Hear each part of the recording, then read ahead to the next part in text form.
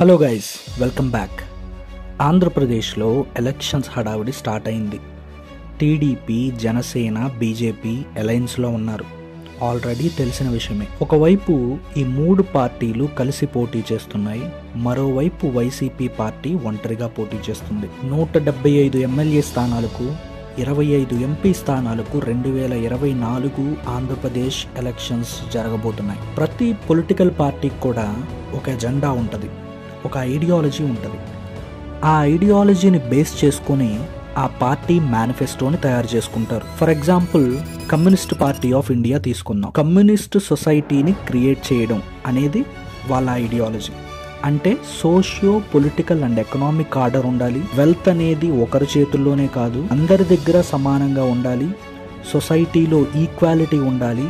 Ground and working labour కోసం కూడా పనిచేసే ఐడియాలజీ ఉన్న పార్టీ. ఇట్లా ఆ పార్టీలు యొక్క ఐడియాలజీస్ రెసిప్రొకేట్ అయ్యేలా మేనిఫెస్టోస్ని తయారు చేసుకుంటారు. పొలిటికల్ పార్టీస్ వాటి మేనిఫెస్టోల్ని క్లియర్గా ప్రజలకు ఎక్స్ప్లెయిన్ చేసి, మేము పవర్లోకి వస్తే మీరు మమ్మల్ని, మా పార్టీని ఓట్ చేసి గెలిపిస్తే మేము ఈ హామీలన్నీ నెరవేరుస్తాము అని ప్రచారాలను కొనసాగించుకుంటూ ఉంటారు. పవర్లోకి వచ్చిన తర్వాత ఆ మేనిఫెస్టోలో ఉన్న హామీలను నెరవేర్చిందా లేదా అనే దాని గురించి నేను మాట్లాడను.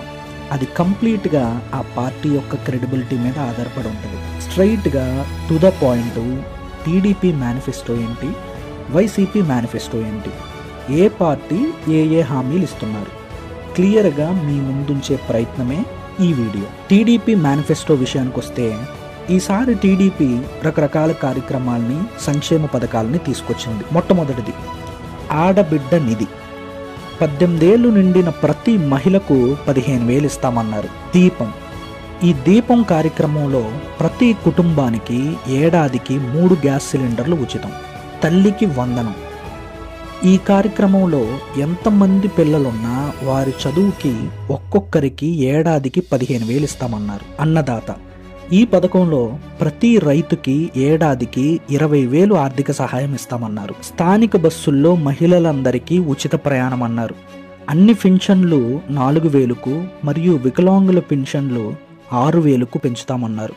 బీసీలకు 50 సంవత్సరాలకే పెన్షన్లు అమలు. 4,000 రూపాయల పెన్షను. కళ్యాణమస్తు. బీసీలకు కూడా 1,00,000 రూపాయలకు పెంపు. చేనేత కార్మికులకు 500 యూనిట్లు కరెంటు ఉచితం. నిరుద్యోగ భృతి.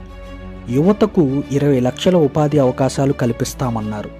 ఉపాధి కల్పించకపోతే ప్రతి నెల 3,000 నిరుద్యోగ భృతి ఇస్తామన్నారు. ఇది టీడీపీ మేనిఫెస్టో.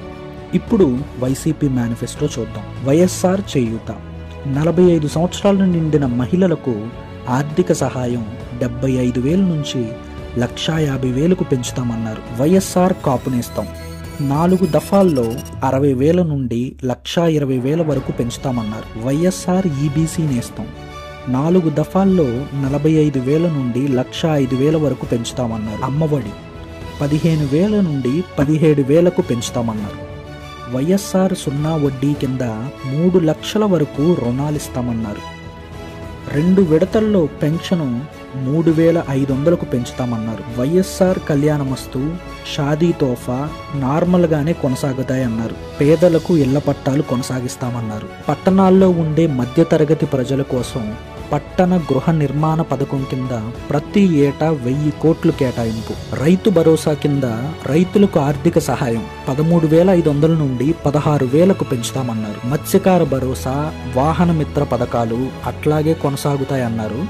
వాహన మిత్రలో సొంత టిప్పరు, లారీ నడిపే వాళ్ళకు కూడా ఈ పథకం వర్తిస్తుందన్నారు. ఎవరైనా ప్రమాదవశాత్తు చనిపోతే 10 లక్షలు బీమా వర్తిస్తుందని చెప్పారు. లాయర్లకు లా నేస్తం కొనసాగుతుందన్నారు. చేనేత కార్మికులకు చేనేత హస్తం కొనసాగుతుందన్నారు. ఇంకా కొన్ని కార్యక్రమాలు కూడా కొనసాగిస్తామన్నారు. సో చూశారు కదా, 2 పార్టీల మేనిఫెస్టోని క్లియర్గా అబ్జర్వ్ చేయండి, స్టడీ చేయండి. ఏ పార్టీ ఎన్ని హామీలు ఇచ్చింది అనే దానికంటే కూడా ఏ పార్టీ ఇచ్చిన హామీలను నెరవేర్చగలదు అనే కోణంలో ఆలోచించి మీ అమూల్యమైన ఓటు హక్కును వినియోగించుకోండి.